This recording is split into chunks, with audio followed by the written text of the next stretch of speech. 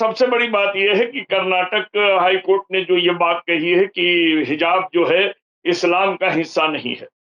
मैं बड़ा सोच में पड़ गया हूं कि क्या इस देश को आप धर्म के आधार पर चला रहे हैं, कुरान के आधार पर चला रहे हैं, या वेद या पुराण के आधार पर चला रहे हैं, या इस देश को संविधान के आधार पर चला रहे हैं। अगर देश संविधान के आधार पर चलता है तो इसमें इस्लाम, हिंदू और इनकी बातें कहने का क्या हक है कि इस देश की राजनीति केवल मुसलमानों के विरोध में चलाई जा रही है। इस देश की राजनीति देश के विकास के लिए, देश के बेरोजगारी हटाने के लिए, देश के नौजवानों को रोजगार देने के लिए, देश की तरक्की के लिए नहीं चलाई जा रही है। इस देश की राजनीति जो चल रही है उसका एक ही केंद्र बिंदु है, मुसलमान वर्सेस बाकी।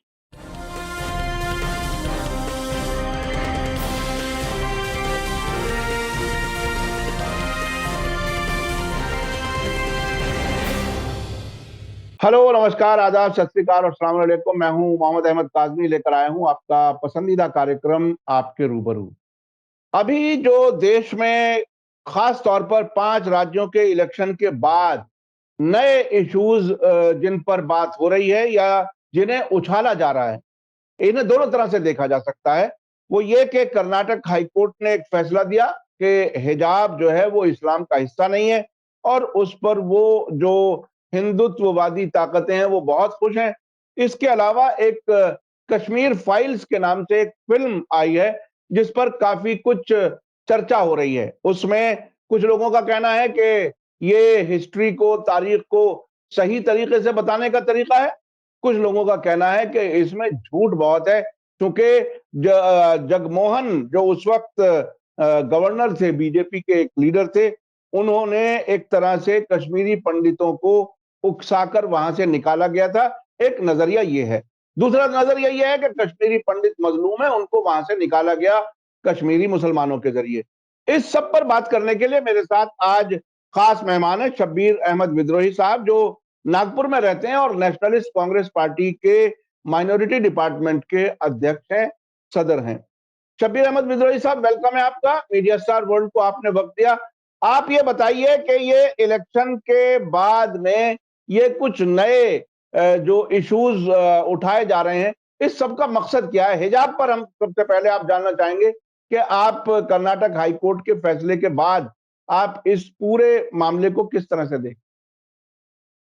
मैं आपके दर्शकों का अभिवादन करता हूं और आपका जो सवाल है, पहली बात तो यह है काजमी साहब की, सबसे बड़ी बात यह है कि कर्नाटक हाई कोर्ट ने जो ये बात कही है कि हिजाब जो है इस्लाम का हिस्सा नहीं है।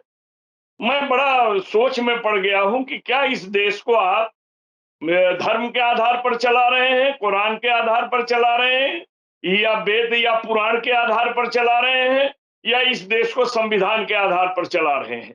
अगर देश संविधान के आधार पर चलता है तो इसमें इस्लाम, हिंदू और इनकी बातें कहने का क्या हक है? एक। दूसरी चीज, हमारे मौलिक अधिकारों में क्या क्या है, इसके आधार पर आपका जो भी फैसला है, कोर्ट हर दृष्टि से देखती है, देखने के बाद फैसला देती है। लेकिन ये टिप्पणी करना जो जो हमको 2-3 बातों से बड़ी तकलीफ होती है। एक तो ये है कि इस देश को आप धर्मनिरपेक्ष देश के रूप में देखिए या सर्वधर्मी देश के रूप में देखिए, लेकिन आप एक जगह आस्था के नाम पर बड़ा सा फैसला दे देते हैं और आप ये कह देते हैं कि मस्जिद भी इस्लाम का कोई हिस्सा नहीं है। एक जगह आप कह देते हैं कि हिजाब जो है इसका हिस्सा नहीं है। क्या ये देश आस्था पर चलेगा? क्या ये देश कुरान से चलेगा? या यह देश जो है पुराण से चलेगा? या यह देश संविधान से चलेगा? ये एक बात आकर के सामने खड़ा हो गया है। और हमारा देश संविधान से चलेगा, क्योंकि संविधान सभी धर्मों का लेने के बाद ये बातों का आया है। मानवीय जीवन के लिए संविधान की रचना हुई है। अब सवाल ये उठता है कि याचिका डालने में मैं एक चीज जानना चाहता हूं कि धर्म के दो तीन हिस्से हैं। एक हिस्सा है धर्म का, कोई भी धर्म हो, एक हिस्सा पूजा पाठ है, एक हिस्सा मानवीय सेवा है और एक हिस्सा संस्कार है। यानी एक तरफ तहजीब है। तहजीब कहां से पैदा होती है? तालीम से पैदा होती है। तालीम किसकी देन है? वेद पुराण और ये सारी चीजों के बीच से निकलिए, तो ये उसका हिस्सा है, बाकी कुछ भी नहीं है। तो ये सारी चीजों को देखने के बाद कि अब आप कहाँ ले जाना चाहते हैं देश को? भाई मेरा अपना मानना है, ठीक है, अगर कॉलेज ने कोई नियम बनाया है, तो उस नियम को फॉलो करने वाले वहां एडमिशन लें। अगर वो नियम का फॉलो नहीं करते हैं तो दूसरे कॉलेज में जाके एडमिशन ले। ये उसके लिए नहीं है। मैं ये कभी भी नहीं कहूंगा कि किसी भी नियम को तोड़ा जाए या मड़ोड़ा जाए, लेकिन किसी भी बारे में टिप्पणी करते वक्त मजहब की टिप्पणी की जरूरत क्या है? अगर हमारे भी लोग अगर कोर्ट में गए थे तो उन्हें धर्म का आड़ लेकर नहीं जाना चाहिए। हमें अदालत में जाना चाहिए, संवैधानिक व्यवस्था के अनुकूल अपने मौलिक अधिकार को लेकर जाना चाहिए और हम्म, हमें जाना चाहिए। हम्म, मगर आज ये हालत नहीं है। अभी आपने 5 चुनाव की बात कही।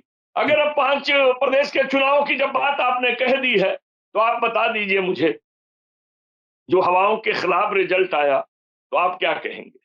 हम्म, क्या कहेंगे? 2 बातें आएँगी, एक ईवीएम, हम्म, दूसरा क्या इस देश में महँगाई, उत्पीड़न, अराजकता, बेरोज़गारी, बेकारी और ये सारी चीज़ कोई समस्या नहीं है? क्या हम्म, समस्या केवल मुसलमान है? कि मुसलमान, जैसे मायावती ने कह दिया कि मुसलमान सपा की तरफ जा रहे थे इसलिए हमने अपना वोट भाजपा की तरफ कह दिया, यानी मुसलमान समस्या हो गए?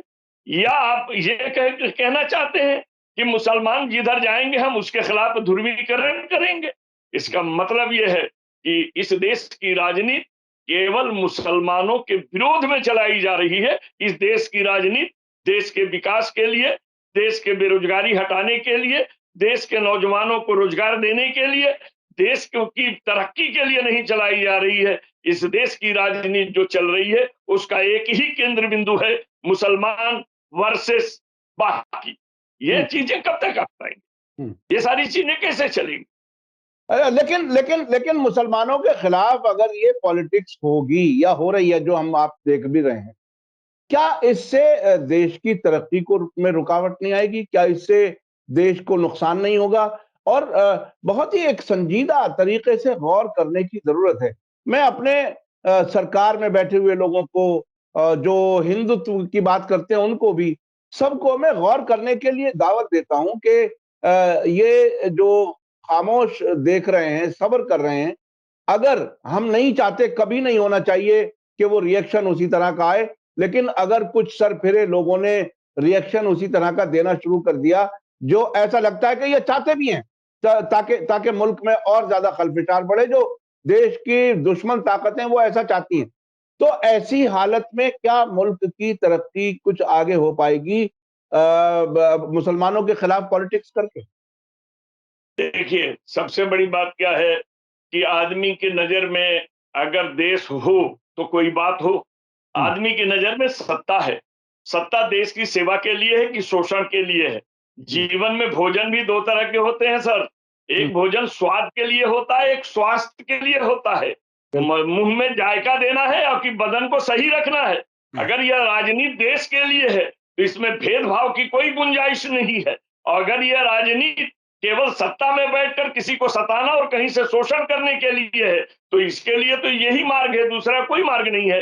मैं बल्कि एक शेर कह देना चाहूंगा, ये जीना आपको ऊपरी मंजिल ले जाती है, जरा सा रुख बदलिए फिर यही नीचे ले आती है। हम्म, जिस सांप्रदायिकता के बल पर आज भारतीय जनता पार्टी देश की सत्ता पर गई है, एक दिन सजग प्रहरी होकर के समाज के लोग जब जगेंगे तो यही धारा जो है उनको नीचे लाने का भी काम करेगी। हम्म, मगर आप जो कह रहे हैं देश की तरक्की क्या है? ईंट, मिट्टी, गिट्टी, सीमेंट की सड़कें बन जाना, मकान बन जाना, ये तरक्की नहीं है। तरक्की देश के बेरोजगारों को रोजगार मिल जाना और मानव-मानव में प्रेम का जन्म लेना, मानव-मानव में व्यवहार का जन्म लेना, मानव और मानव के प्रति घृणा का दूर होना, ये तरक्की है।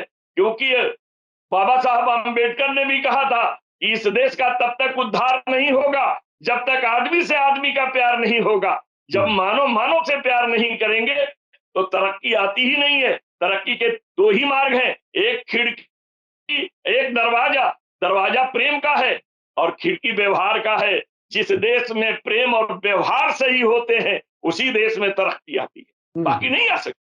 अच्छा, जब हम हिजाब की बात कर रहे हैं, इसके साथ साथ एक ऐसा इशू भी सामने आ रहा है कि कश्मीर फाइल्स नाम की एक फिल्म आई है जिसमें बीजेपी की कई स्टेट गवर्नमेंट्स ने बाकायदा सरकारी नौकरों को कहा है कि जाकर के वो फिल्म देखें।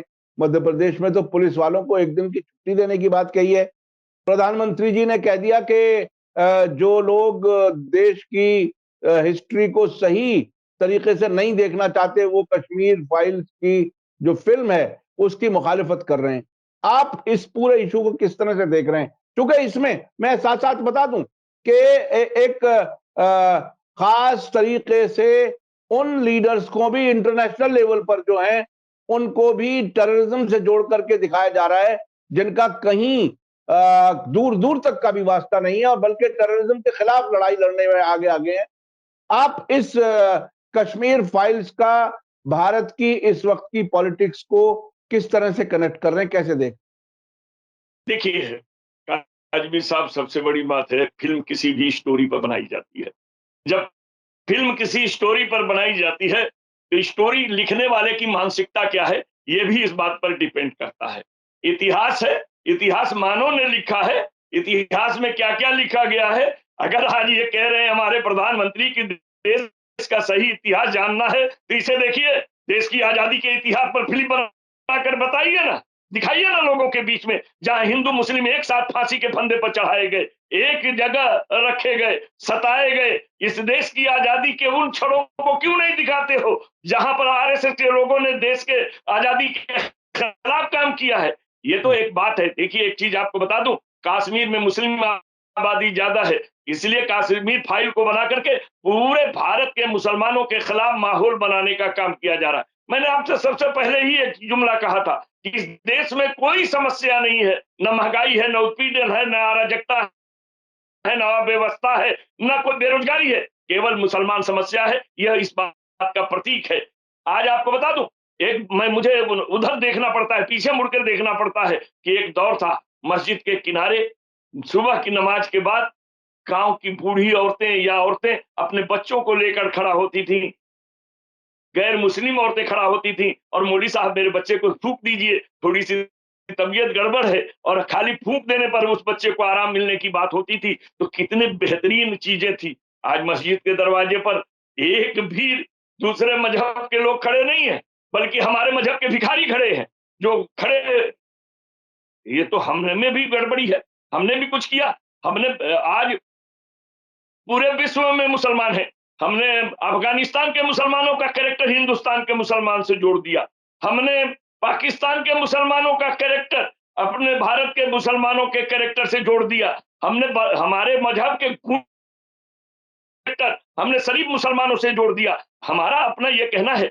कि हर मजहब में, हर धर्म में, हर जाति में गुंडे, बदमाश और शरीफ होते हैं। आप इतिहास को जाति आधार से बाहर कीजिए, गुंडे और शरीफों के बीच की बात कीजिए। आपको अगर करना है तो जो आदमी गलत हैं उनको गलत दिखाइए, जो सही है उनके सच्चाई को भी दिखाइए। आपने ये क्यों नहीं दिखाया? बाढ़ आने पर लोगों ने किसकी कितनी मदद की, कोरोना में लोगों ने किसकी कितनी मदद की, कौन सा मजहब आगे बढ़ करके आगे काम किया, देश की आजादी में कौन कितना आगे था। इससे इनको मतलब नहीं है, इनको ध्रुवीकरण करना है। ये तो कहीं से भी वही मुद्दा लाएंगे जिस मुद्दे को देख करके हमारे भाई जो आज हमसे जुड़े हुए हैं वो हमसे नफरत पैदा करें, यानी मुसलमानों के खिलाफ दूसरे लोगों को एकजुट करने का काम, ये करने का काम कर रहे हैं।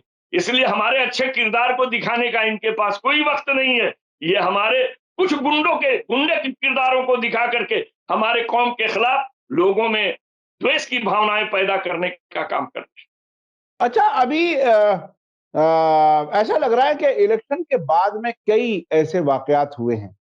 एक तो आरएसएस की तरफ से ये कहा गया कि एक खास कम्युनिटी की यानी मुसलमानों की तरफ से सरकार में घुसपैठ करने की कोशिश हो रही है। दूसरे, हिजाब के बारे में उन्होंने कहा कि ये एक तरह से सख्त गिर रवैया मुसलमानों में पैदा हो रहा है, उसका हमें सामना करना है।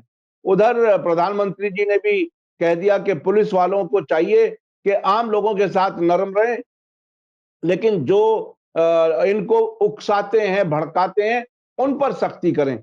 इसके बाद अब ये फ़िल्म की बात आ गई, इसके बाद अब ये हिजाब की बात आ गई, ऐसा लग रहा है कि मुसलसल अब 5 राज्यों के इलेक्शन के बाद कुछ वो तेजी आई है उस नफरत का चक्रव्यूह चलाने में। ऐसे वक्त में मुसलमानों को आप क्या मशवरा दें? देखिए, इनका काम है, मशवरा क्या देंगे?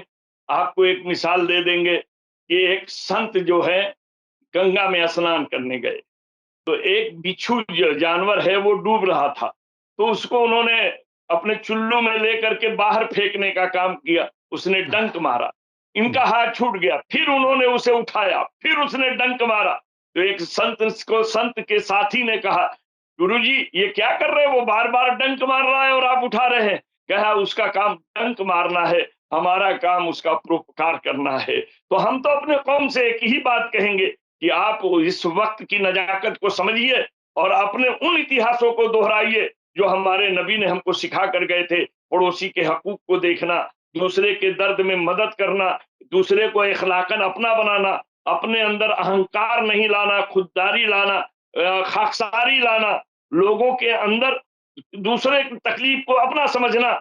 मेरा ये मानना है वो तुम्हें छेड़ रहे हैं, तुम उन्हें छोड़ो नहीं, बल्कि उस छेड़ से चिढ़ो मत, अपने आप अपना रास्ता लेके चलो, क्योंकि आज का जमाना है इग्नोर करने से अपने आप समस्या आउटडोर हो जाती है, हमें इग्नोर करना चाहिए। मगर हमारे नौजवान कभी कभी ये सोचते हैं कि हमारी खामोशी को समझते हैं हमारी बुजदिली, तो कहीं कहीं हमारे नौजवानों के दिमाग में ये बात आती है कि हम चुप हैं तो हम बुजदिल हैं, हम भी मर्द हैं, तो वो जोश में आते हैं। नहीं, जमाने के साथ चलिए, जमाना बदलना है तो अपने को बदलना होगा, और अपने को अगर बदलना है तो किस रास्ते से बदलेंगे? फिर हमारे पास वही रास्ता है जो रसूल अकरम सल्लल्लाहु अलैहि वसल्लम ने इंसानी खिदमत के लिए हमें और आपको सिखा कर गए हैं। अगर हम इंसानी खिदमत के तरफ बढ़ेंगे तो उनके अंदर भी बैठे हुए वो इंसान एक दिन जगेगा जो मानो मानो एक का नारा देता है, मानवता की बात करता है,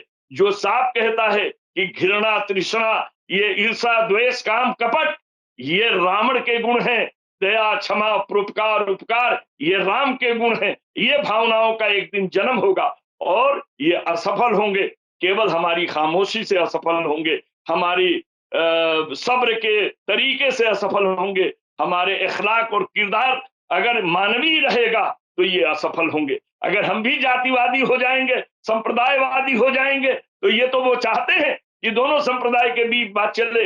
20 और 80 की बात इनके मुंह से निकलती रहती है, तो 20-80 का मुकाबला लोकतंत्र में नहीं कर सकता है। इसलिए लोकतंत्र में मुकाबला करने के लिए 20 को 80 के बीच रह करके अपना काम करना पड़ेगा।